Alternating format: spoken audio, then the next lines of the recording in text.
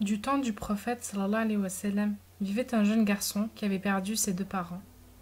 Ces derniers ne lui avaient rien laissé, si ce n'est qu'un petit lopin de terre. Pour ne pas avoir à vivre de la charité des gens, le jeune garçon voulait se prendre en main et profiter de cet héritage pour subvenir à ses besoins. Il décida alors de protéger sa parcelle en construisant un mur tout autour. Cela l'occuperait et lui éviterait de trop penser à sa tristesse. Alors, rapidement, il s'attela à la tâche. Il réunit ce qu'il lui fallait, pierre, ciment et outils, et commença son ouvrage sans attendre. Son cœur semblait plus léger par le seul fait de construire ce mur.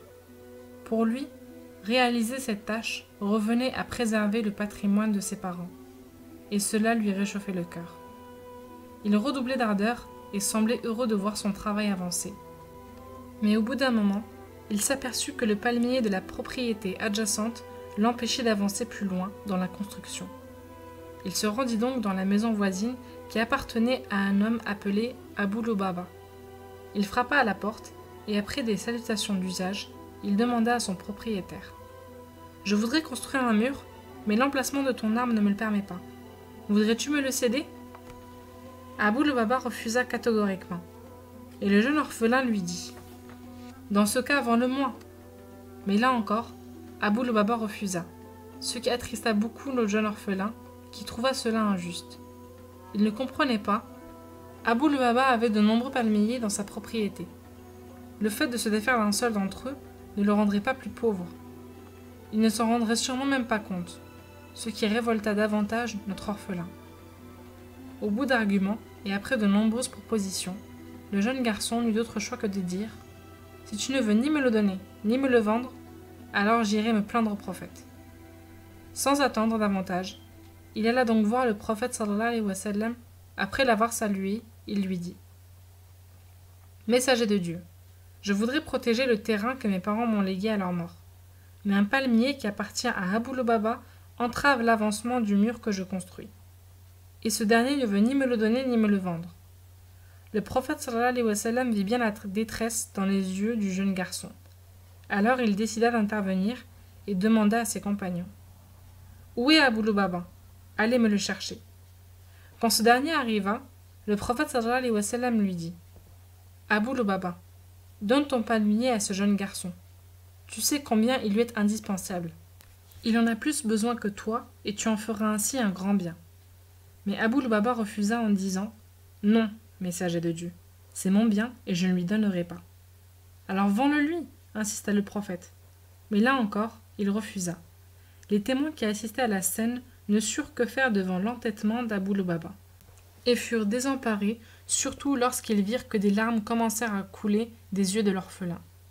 En voyant la tristesse de l'enfant, le messager de Dieu dit « Si tu lui donnes ton palmier, je te promets un palmier au paradis. » Mais Abou Lubaba répondit « Je refuse. » Et il se leva pour partir, visiblement offensé de la situation dans laquelle il avait été mis.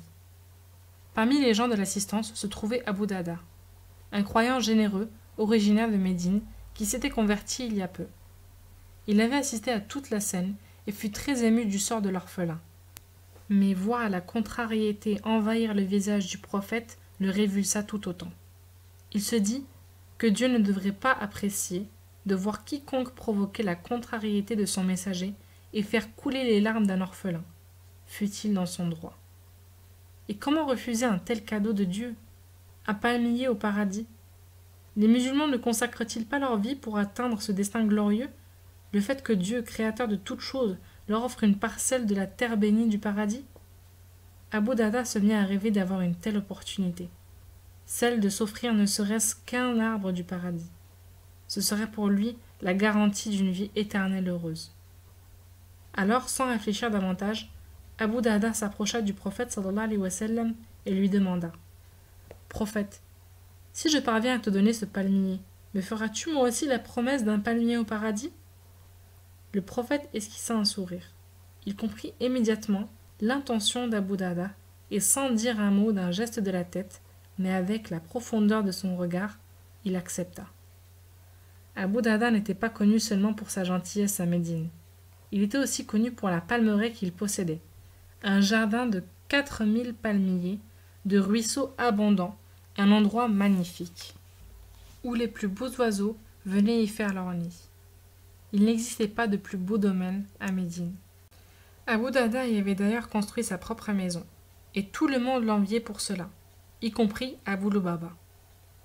Sûr de son affaire, Abu Darda rattrapa Abu Lubaba et lui dit « Abu Lubaba, connais-tu ma palmeraie ?»« Bien sûr, répondit Abu Lubaba.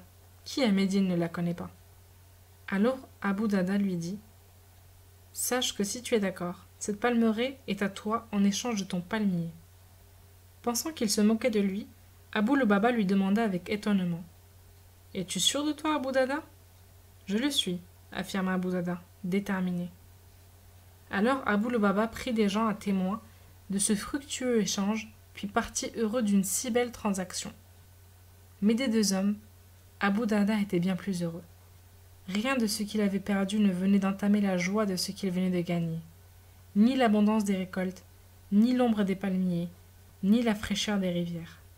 Sans attendre, il retourna auprès du prophète sallallahu alayhi wa sallam pour lui faire part de la nouvelle. Le regard du messager de Dieu brilla d'une reconnaissance telle que cela suffit à combler le bonheur d'Abu Darda. Le prophète remercia chaleureusement son noble compagnon, puis il se tourna vers l'orphelin et lui dit « Le palmier est à toi, mon enfant. Tu peux terminer ton enceinte. Tu ne seras plus inquiété. » Cette nouvelle rendit aussitôt le sourire à l'enfant, qui remercia le prophète et s'en retourna vers son lopin de terre pour finir son travail. De son côté, Abu Darda ne tarda pas non plus. Il prit respectueusement congé du messager de Dieu, puis se précipita chez lui. Arrivé devant l'entrée de son jardin, il prit soin de ne pas mettre un pied dans l'enceinte de la propriété et appela son épouse. « Oui, mon époux, qu'y a-t-il » répond-elle. Abu Darda devait annoncer ce qui venait de se passer à sa famille, notamment à son épouse. Sur la route, il s'était demandé comment lui dire les choses. Il avait certes quelques inquiétudes sur sa réaction, mais il espérait qu'elle saurait considérer la belle promesse que le messager de Dieu sallallahu alayhi wa sallam lui avait faite. Il lui répondit « Je te demande de me faire confiance et de faire ce que je te dis, car je l'ai fait pour que Dieu soit satisfait de nous. Alors, chère épouse, sors de ce jardin car je l'ai vendu, ainsi que tout ce qu'il contient à Dieu et à son messager. » En entendant ces mots, la noble musulmane ne se mit pas en colère. Elle avait épousé Abu Darda pour son caractère et sa douceur. Aujourd'hui, elle l'aimait et l'admirait pour le musulman qu'il était devenu. Elle lui sourit et rétroqua « Quelle belle affaire as-tu fait là ?» Sans rien emporter avec elle, elle prit alors ses enfants et sortit pour la dernière fois de leur demeure. Dans le jardin, le dernier de ses fils prit une date de la récolte et la porta à sa bouche, pour la manger. Mais sa maman lui prit la main, reprit la date et la reposa dans le jardin en lui disant « Laisse cette date, mon enfant, elle n'est pas à nous. Elle appartient désormais à Allah, mon fils. » Dénuée pour la première fois de la moindre richesse, la petite famille alla trouver une demeure bien plus modeste. Certes, ils étaient plus pauvres, mais ils étaient heureux d'avoir satisfait Dieu. Ils vécurent ainsi simplement, sans plus jamais remettre les pieds dans la palmeraie. Quelque temps plus tard, eut lieu la bataille d'Uhud, dans laquelle de nombreux musulmans avaient succombé. À l'issue de l'affrontement, le prophète sallallahu alayhi wa sallam marcha parmi les corps des martyrs, reconnaissant chacun d'eux et priant pour la paix de leur âme. Il était triste de voir ses compagnons, ses amis, gisant ainsi dans la poussière et dans le sang.